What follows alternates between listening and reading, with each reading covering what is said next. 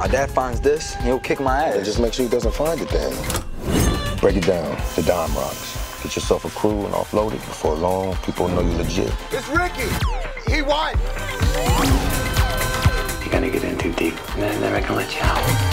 You talk, I'll know. 8 pounds, 14 ounces. That's what you weighed when you were born. First time I looked in your eyes, I knew you were gonna be bigger than me. I knew your life was gonna be bigger than mine. Look at this, Dad. Look how we're living. Let's hustle big. I know the players, and I know the game. Hey, come on, Dad. I can do this. And we can do this. We can fix our lives and be a family again. What do you say?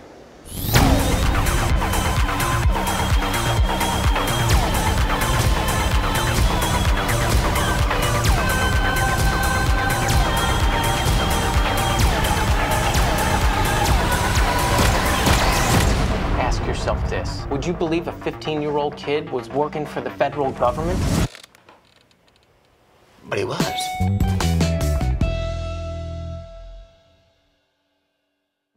TV.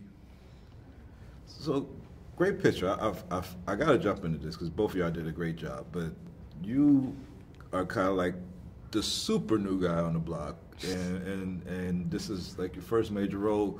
Can you just tell me, like, this whole experience, is it just like a whirlwind to you right now? Like, how's it? It's amazing, you know. It's surrounded by wonderful people, Belle, Matthew, you know, Yan and Maj. You know, they're just really, really amazing people, really fun to be around. You know, we got really good chemistry. We can always laugh and joke at any given time of the day. Even when we're down, you know, we can always make each other feel good. You know, it's just like really supportive, and we're always there for each other. Even over like, if we're not together, we still remain in touch. Yeah. So it's like really a friend of a lifetime, a big family. I mean, a lot of young actors have like a build-up till they have that movie with a major actor like Matthew and Bruce Dern. But this being the first one, do you think just like being so new to the game just helped you just be like natural with it and not take it as a big deal? Or? You know, I definitely did take it as a big deal. You know, some nights I really was, you know, up late thinking about how I was going to play this part, and you know, I just thought to myself, you know, believe in myself, and you know, stay calm and stay positive, and just be yourself, and let them fall in love with who you are.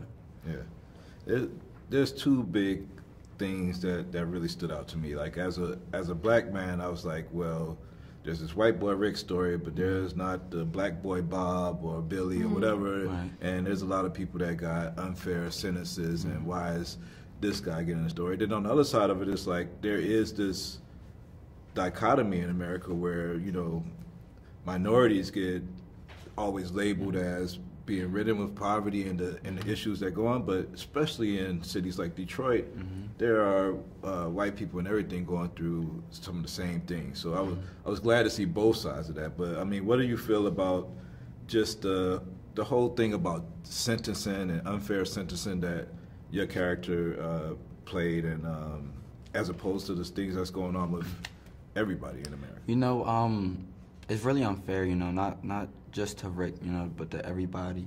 How the police just take advantage of anybody, and unfair sentences, you know, it's really unfair. Everybody should be treated equal. Yeah. And seen as them instead of who they look to be. Right. And I don't have the insight to really know how things are in the UK as far as how people with drug addictions are treated, but there's been a lot of conversation about how now that the meth epidemic has hit and people are being treated like patients, whereas the crack epidemic, people were treated like criminals. Yeah.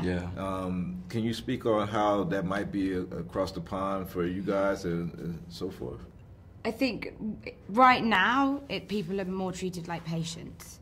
Like drug addicts are cared for over in the UK, like similarly, and we have quite a big opioid problem like you do here right now. We never had a crack cocaine epidemic though, and yeah, I don't know, it was crazy. Be grateful you ain't grow up on the streets with crackheads. And lastly, like, how was just this whole experience for you? You had you had to do a lot of acting to pull off that role and to go through the attic and the recovery part. How was that just being with these major actors and having Matthew as your dad?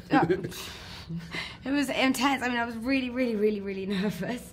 The first scene that we shot was the scene where I run out of the house and I'm high and I'm running around in my underwear, which was actually I was so nervous about it, but it was kind of good because we just threw ourselves in at the deep end in that sense. And actually the last scene that we shot was when I got rescued from the crack house. So luckily we kind of shot it in order. I know playing a crackhead is like, it's weird because it's not like I can draw on experience, you know what I mean? Like, there are other aspects of my role that I can draw on experience, but not smoking crack. Yeah. Well, thank you so much. Cheers. Nice to meet you. Daniel, go! Get back. Get off of me! Get back in the house, Don. Go in the house and get dressed. No! Get inside that. Don? Stop. What? No. No.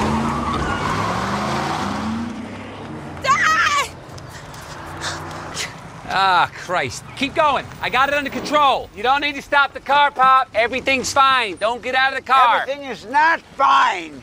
A man just ran out of your house almost as my Imperial. You don't have a goddamn thing under control. You not gonna let her talk to you? I'm going to the goddamn house. I got this under control, all right? It ain't under control. Ray, stay out of it. Looks like Richard's having a bad day. No, Ma. I'm not having a bad day. My son and I walked into the lion's den this morning and walked out with the golden fleece. Ain't that right, Ricky? That's right. That's right. You're pathetic. Both of you.